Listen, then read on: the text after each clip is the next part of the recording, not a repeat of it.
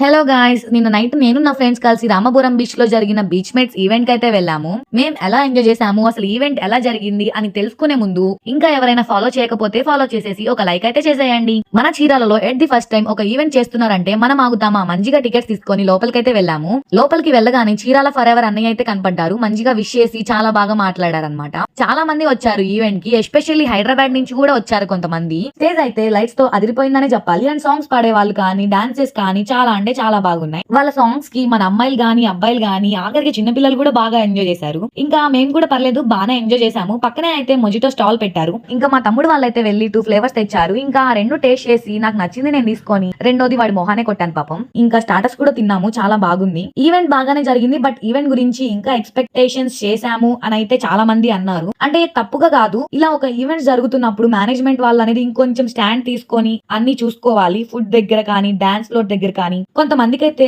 Food లేదు. Last కి food దగ్గర క్రౌడ్ ఎక్కువ మంది ఉన్నారని అయితే చాలా మంది తినకుండానే వెళ్లిపోయారు. పాపం మేనేజ్మెంట్ తప్పేం లేదు, వాళ్ళు అప్పటికి చెప్పారు టికెట్స్ తీసుకొని వెళ్తే రెస్టారెంట్ వాళ్ళు ఫుడ్ ఇస్తాము అని. బట్ ఆ టైంలో ఫుడ్ కోసం అక్కడికి వెళ్ళలేం కదా. సో అది ఒక్క చోట డిసప్పాయింట్ అయ్యారు మన వాళ్ళు. మేనేజ్మెంట్ వాళ్ళు ఏంటంటే వాళ్ళ ఎస్టిమేషన్ కంటే ఎక్కువ మంది వచ్చారు, సో అందుకే ఫుడ్ చాలలేదు అని అయితే వాళ్ళు అన్నారు. బట్ ఇలాంటప్పుడు ఇంకొంచెం ఫుడ్ ఎక్స్ట్రాగా చూసుకుంటే బెటర్ అని అయితే నా ఒపీనియన్. మీకు కూడా ఫస్ట్ టైం కాబట్టి అంత ఐడియా ఉండకపోవచ్చు. బట్ మన చీరాల వాళ్ళు అది అర్థం చేసుకుంటారు, ఇది ఫస్ట్ టైం కాబట్టి.